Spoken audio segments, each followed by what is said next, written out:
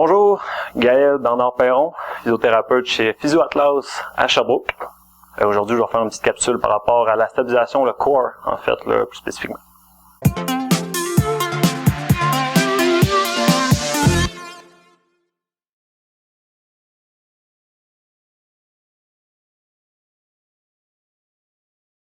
Donc, aujourd'hui, je vous parle de la stabilisation. Grossièrement, là, pour chaque articulation, on a des muscles qui s'occupent de la mobilisation, d'autres qui s'occupent de la stabilisation. Les muscles mobilisateurs, c'est plus des gros muscles forts, puissants, tandis que les muscles stabilisateurs, c'est plus des petits muscles précis et endurants. Si je prends l'exemple de l'épaule, premièrement. L'épaule, on a le deltoïde qui s'occupe de lever le bras, qui s'occupe de bouger l'humérus, donc l'os. Tandis qu'on a la coiffe des rotateurs qui s'occupe de stabiliser l'articulation, donc s'assurer que les deux os restent à la bonne place là, tout au long du mouvement. Habituellement, les muscles stabilisateurs s'occupent là, de s'activer avant le mouvement, donc pour garder cette stabilisation tout le long de l'amplitude du mouvement.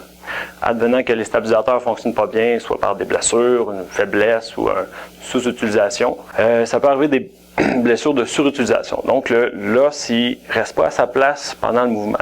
Donc il y a des mouvements aberrants de l'os qui peuvent amener de l'usure et éventuellement des blessures.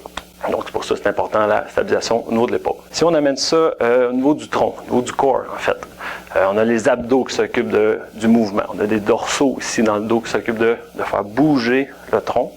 Et plus profondément, on a les transverses de l'abdomen, plancher pelvien, excuse-moi, et multifide qui s'occupent de la stabilisation du tronc. Au même titre que l'épaule, ces muscles-là s'occupent de garder les vertèbres. Donc les vertèbres agissent là, comme des petites articulations, plusieurs petites articulations dans le dos. Les stabilisateurs s'occupent de stabiliser avant le mouvement pour garder les vertèbres en place tout le long du mouvement.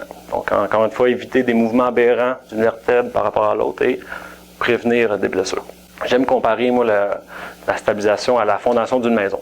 Donc plus la fondation d'une maison est stable, solide, plus les murs chaque côté vont être stables, ils vont faire une bonne job. Même titre que le tronc, plus la stabilisation est forte, plus les muscles mobilisateurs vont être efficaces, plus le transfert d'énergie va être efficace et donc au hockey, par exemple, plus la puissance là, des membres supérieurs là, va être efficace parce que l'énergie transférée par les jambes aux membres supérieurs passe par le tronc. Donc, moins de perte d'énergie là, que quand on fait des rotations ou peu importe.